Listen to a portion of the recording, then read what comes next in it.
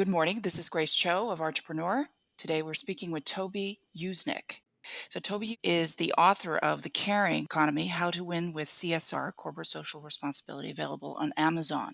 Mr. Usnik has held many important positions: Chief Corporate Social Responsibility Officer and International Director at Christie's, the New York Times as the Executive Director of Public Relations. You were also the head of global communications at Razorfish. The list goes on and on. Today, we're going to talk to Toby about corporate social responsibility. I'm so honored to speak with you today, Toby. Thank you, Grace. I'm honored to be with you. I'd love for us to learn more about the book that you had written around corporate social responsibility. But first, please define what that is for us. Sure. Well, corporate social responsibility is, in a certain sense, whatever a brand or an individual interprets it as. But in the broadest sense, it really is both the philosophy and the practice of an organization, a corporation, to be more responsible in their transactions and their daily interactions vis a vis their employees, vis a vis their customers, and vis a vis the larger community and planet. So I often describe in the caring economy the thought of a bullseye where a brand looks at those three circles, the employees in the middle, the customers in the middle ring, and the outer ring being the other stakeholders in the planet. And thinking of that bullseye constantly about all our daily interactions with that brand and how we are careful, more mindful about being responsible. So that's, in the broadest sense, corporate social responsibility.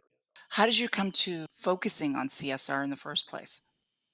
Well, it's interesting because my background is in corporate communications, and for 25 years or more, I've worked in that space. And there's always been an element of what's now considered CSR in that function. The roots of CSR, as it's sort of considered today, really did not just start overnight. There were great brands, legacy brands like American Express, where I worked, started in the 70s and 80s to think about their impact above and beyond the bottom line. A lot of it came from negative matters, such as oil companies dealing with spills, or manufacturers of athletic wear dealing with human rights issues in their factories abroad. And from that sort of reactive approach, brands started to monitor, report, improve their activities to lessen the negative impact of their business operations. And then that melded in with the philanthropy in these organizations where companies were giving money and supporting causes, usually in their hometowns and their communities. And then it grew further to where I think it's exciting today, which is incorporating thought leadership actions. So, for example, say what you will about Nike and Colin Kaepernick and social justice, but it was a bold move for a brand to put a stake in the ground and say we're going to stand behind this on this issue. And so now we've really gone into almost an activist area with certain brands. Starbucks on straws, Nike on social justice, Levi's on gun violence. This is an amalgamation of many different strands in corporate practices over the past several decades. But now it's getting a little bit more, I'll say, more uniform globally with corporations. So I think it's bringing the potential impact to an even higher and greater level. It's quite exciting. So, by that, do you see this taking hold both in the US and in global businesses? As with most issues in life, there's a spectrum. I call my book The Caring Economy because I think the language needs to be that simplified because language can throw people off or confuse or just be misinterpreted. But there is no doubt a movement, in more than a movement, I would say a secular change in business where brands, investors, employees are now realizing that their brand is somewhere on that caring spectrum. And people are going to choose to interact with that brand, whether they be employees, investors, or customers, or all the above, based on how caring or responsible it is. And that spectrum is from those who are paying no attention to it to those who are leading the charge.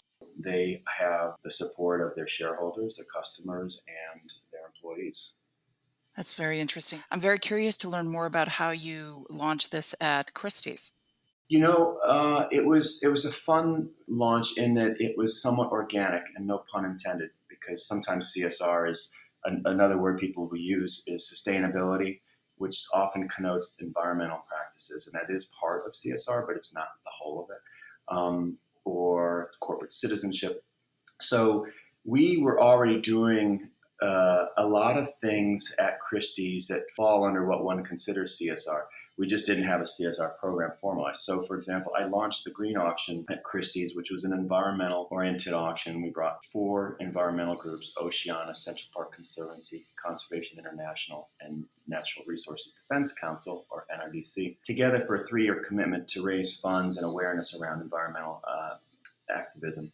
And it was a huge success getting these four players together and brought in a lot of buzz. We had Nicki Minaj at the start of her career and Anna Wintour and Salma Hayek, and just fantastic fun, but sort of educational and fundraising impact.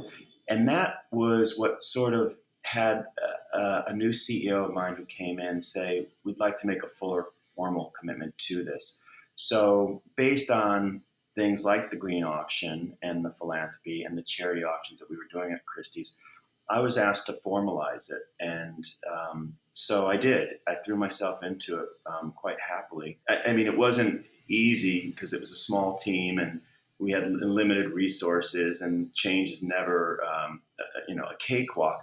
But it was relatively predestined, I would say, because we had all the bones or the elements in place. We just needed me to kind of tie it together, massage it a bit, and tell the story, measure it, report on it, and then have dialogue, ongoing dialogue with our stakeholders. How did the arts industry react to it? And then in general with your work with other companies? I started when I first began at Christie's something called ArtsCom, which is a quarterly breakfast club for the chief communications officers of all the top flight cultural institutions in New York. So I started small, building this network, and then over the coming months, we engaged the Guggenheim and MoMA, and then over time, we went into Morgan Library and Newark Museum. In the past couple of years, we've gone even a little farther outside of the city and a little bit smaller. So we have DIA, Beacon, involved. What happens is the communications folks are often the odd ducks in the organization. So ArtsCom is kind of like an odd ducks convention where we come together once a quarter and we address the shared concern for promoting the next generation of culture seekers. So even though, in a sense, these organizations compete for viewers, visitors, dollars, there are some things in which we're all in this together. And so ArtsCom is a great way of finding that common ground. And that's why I, as a commercial member, was able to go to the nonprofit organizations and bring them in. They could have been mistrusting, but in fact, valued as I valued their insights, they valued mine, and we move forward together to this day. So we've had a great way of sharing and collaborating. It's wonderful to have a sounding board of peers in the cultural community who, we know each other, we have each other's backs, and we equally importantly have the ears of our directors, our CEOs, so that we can really get the best thinking and collaboration around quite significant issues of our time. I love that because the way you describe that sounds like a CSR is at the middle of politics and education and media and companies. And you're sitting right in the middle of all of that. And these corporate communication heads have to deal with all of those. It's true. And the irony is, this is just what I did and what my colleagues did and what we do. So this somewhat is innate. I'd like to claim credit for creating it or being the originator, but I'm not. But what I am doing is helping my readers see the history, the legacy, the evolution, and invite them to both be a part of it, but also to save them time and energy and resources and not reinvent the wheel. And so I'd like to help my readers, the business leaders, get back to that empathetic, caring position and work from there. If we can think about that in our respective brands, it's a mind shift. It doesn't necessarily require money or staffing or resources. It just first starts with a mind shift, and hopefully the leaders of the organizations are leading that charge. But even if they're not, if you're in the rank and file of an organization, you can still be that change. So, what would you recommend they start doing? Well, number one, congratulations. Just having that thought is huge. They often say that first half of solving a problem is just acknowledging that you have a problem. So I would submit in this day and age, if a brand leaders are not thinking about CSR, then they have a problem because this is without a doubt more than a trend, more than greenwashing. This is the way the world is headed. These young consumers, employees, investors are thinking differently about a brand. They have very strong expectations that it's more than just a transactional relationship. They want positive, additive relationship. So kudos to anyone who's at least asking the questions, what could we be doing differently? And then the next step I always recommend is to do a listening tour starting internally because employees, all great brands, as my old colleague Catherine Mathis said at the New York Times, great brands are built from the inside out. So if your employees don't care about what you are thinking about in vis-a-vis CSR, then don't even begin. But I promise you, if a leader or a mid-level person in an organization starts to talk to colleagues about CSR or sustainability or caring, they're going to find that there is a lot of heads nodding and saying, yes, we need to do more, we want to do more, we care. And then after you do that, start to hypothesize based on your brand DNA, what is in your mission as an organization, what lends itself to be supportive of that. So, for example, we at Christie's built Art and Soul, which was our CSR platform. And as the name suggests, art was at the core of it, but then the soul piece was just bringing a little bit more meaning into our daily interactions with our clients and with our employees and our other stakeholders. So do the listening tour and start to hypothesize what would be an expression of your brand DNA that also amplifies your CSR, your caring, and then workshop it. And I really believe in starting small and piloting things environmental concerns. We looked at our philanthropic activities. We looked at our volunteerism or employee engagement. And then we looked at thought leadership ideas and activities, for example, staking out a position on Nazi looted art or on conflict antiquities from Syria and Iraq and making sure that we were on the right side of history. And then once we felt that we had our house in order, then being able to talk about it and engage others in the cultural community around it. So it's too easy in business to not go there because it might lose a little business or get some bad press. But I would argue that that's where the opportunities are to really not just have a stronger, better business, but also to be on the right side of history and ultimately to see the upside. How does a company really show that they're truly committed versus this is just another marketing campaign? So, two thoughts on that. One is, to your point, I couldn't agree more. I say you can't fake caring. Like, as a customer, as an employee, as an investor, you know if a brand really cares about you or not. You just have a gut, visceral reaction to it. So, that said, even when a brand is likely to be charged with greenwashing or doing more marketing than actually caring, I would submit that it's still additive and it's helpful to challenges facing the planet. For example, I write about brands like Ford, which has made a big commitment through the years to breast cancer, and it's admirable. But I don't think that it's the most authentic use of philanthropic dollars or example of caring because to me it looks like a bold move to just sell cars to women. And that's not to say that those dollars spent aren't helpful for a really important cause, but I think that for an automobile manufacturer, that money, those energies would be better spent looking at artificial intelligence or the future of work and how they can innovate and reduce carbon footprints and create jobs and other things that in fact they are now doing. Most of the auto manufacturers are doing that, but this is an evolution for CSR, and as the customers and the employees and shareholders get more activist shareholders, you're going to see it get more and more sophisticated so that the authenticity is going to be more and more obvious. And I think actually we're going to see brands iterate, which I do recommend in my book. So Ford, I think over time will be doing more and more around the sort of thought leadership work and technology and the future of work and artificial intelligence and driverless vehicles. And let those who are perhaps in healthcare or medical research areas take up more of the lead around breast cancer. I think the more authentic you are, here's the irony. A lot of companies might think that this is not, quote, there's not enough return. But when you do this authentically, in fact, there is a financial gain. Yeah, George Seraphim and Bob Eccles. I did some studies with them up at. I did a sustainability certificate at Harvard Business School, and those two have written and researched about it. And you do see an uptick in the stock price and the performance of companies that make this kind of commitment. The power of the visual in terms of moving hearts and minds, is extraordinary. So, visual artists can play a very important role in pushing forth CSR, with companies, with various brands, in the work that they do. Yes, I say often that we are living in the most connected and creative time in history. So if we can't solve these problems that we're facing, then it is our fault because we should have the best thinking and the best collaboration, no matter who you are, where you are in the world. You now have the potential to share your thinking, your ideas, and not even as a formal artist, but just as someone with an iPhone.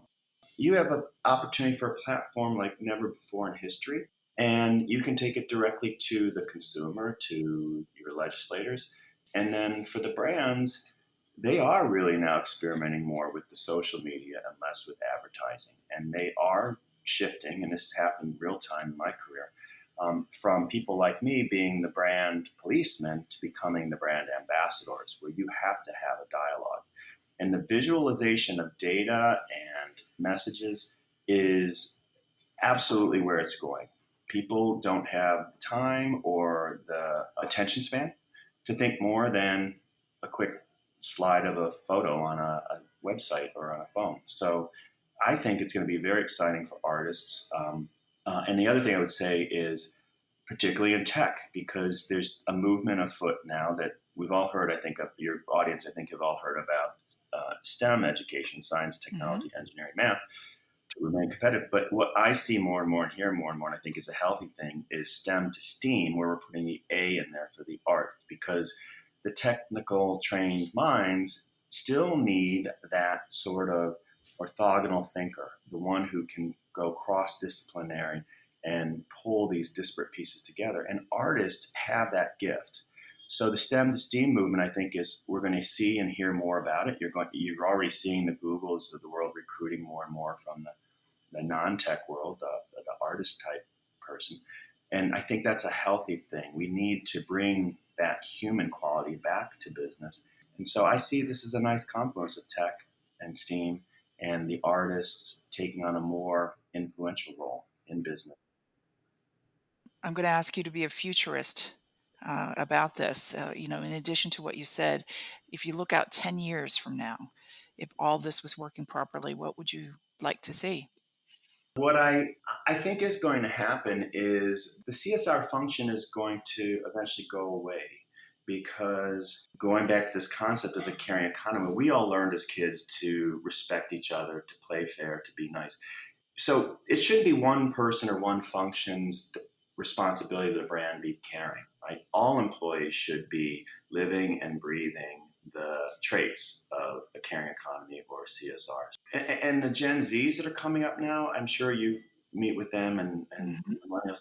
They just have a higher expectation that companies will quote unquote do the right thing. So I think as they enter the workforce, we're just going to see that we're already seeing it that these brands are the employees are the practitioners of the CSR, not a particular department. It's exciting to think in the next 10 years that all employees or the majority of employees at brands are going to be the CSR ambassadors, spokespeople, what have you, because we need to get there. It does need to go away because brands should just on their own be responsible, right? And I think the pendulum is going to start to swing back. We've seen how greed has gotten away with a lot in the past few years. And I don't think that's sustainable because people are feeling pain, people are feeling left behind, and they're also now realizing that they can have a voice, they can have a role in changing that. And the business is the biggest lever for social change. And it's quite exciting for those brands that want to embrace that and go there. those that don't, I think, are not going to recruit and retain the employees that they need and want. And I don't think that their customers and the investors are going to go there. And the second point I would say, and this is real proof in the pudding, is Larry Fink, who runs BlackRock, the largest asset manager in the world, $7 trillion under management. He has, for the past 2 years, in his stakeholder annual letter, said purpose and profit are inextricably linked. So they expect now in all of their brands that work with them that they track, monitor, report on what's called ESG, environment, social governance. It is the fastest growing area in financial services. So the fact that the big investors, the big asset managers are really getting behind this, that they feel they have a fiduciary responsibility to do it, is proof to me that it's going to be harder and harder to get away with bad business practices if you're not going to look at social justice, environmental degradation, fair wages, inclusion. You're really going to be hard pressed. Outstanding points. I read that and I was really applauding him for making bringing such focus to it. Yeah, it's proof that there's not. This is not a fringe movement now. This is mainstream. This is where business is headed, and it's only going to become more the case. Now, Toby, you personally have had such an incredible career, a huge one with lots of important positions. I'm just so curious as to why you chose this and what is it giving back to you? I dedicate the book to my mom, and I was fortunate to come up in a loving family situation. I mean, my mom was widowed with 5 boys and single for many years, and eventually remarried. But I have incredible respect for her. She's since passed away, but she taught us that there was always more room at the table for anyone. And you can imagine a widow with 5 boys and still finding room at the table at Thanksgiving to bring in, some exchange students or military who couldn't go home for Thanksgiving. And so that infused me throughout my life. So in a sense, this is the journey I've always been on. So I'm thrilled, excited that I'm able to help other brands build out that kind of legacy because we need to get there. I mean, the planet is in peril. People are hurting, and the leadership is lacking in many organizations. And if I can help move brands further along a spectrum to more caring, more responsible practices, then I feel like I'm on mission for who I am, both in my DNA and in my upbringing. And then going beyond my family and my upbringing, just I've had the great fortune to work for great leaders at great brands, from Harvey Golub at American Express, the New York Times Company, Christie's under Ed Dolman. You know when you're in the presence of a great leader. A leader is someone, quite simply, that we want to follow. And I can see it in a 5-year-old or 6-year-old. And it's mesmerizing to see leadership traits in any individual, and to encourage that and use our power, our influence to nurture that is not only joyful, but I think it amplifies and rewards us more. And I actually think that that's true leadership. I think there are a lot of charlatans out there that are leaders, but they're using divisive practices or corrupt practices, and that will not endure. I think that evil and greed will always be present, but I don't think history will view such leaders favorably. And I, Grace, don't need to be proven right on this. I know this. And so I will just keep on doing what I'm doing, even if sometimes I feel a little bit alone. The truth of the matter is, I'm not. I feel more and more like people are realizing what's at stake and what the opportunities are. Toby Usnik, it's been our great pleasure and honor to have spoken with you. Please come back with an update. But in the meantime, all of our listeners out there, please take a look at the book, The Caring Economy: How to Win with CSR, Corporate Social Responsibility.